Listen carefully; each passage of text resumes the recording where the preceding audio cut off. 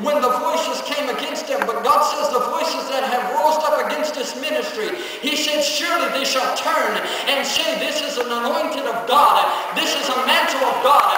This is a vessel of God. For this has been God's grace, says the Lord. We're coming into our promised land now. We're inside of this ministry.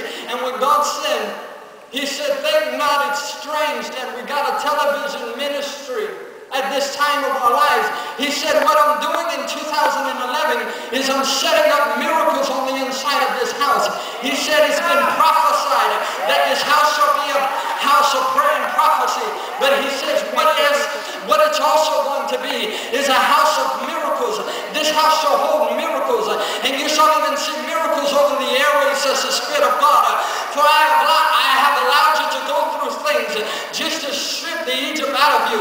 But now I'm bringing you into the course of the promised land of your life. Thank you, Jesus.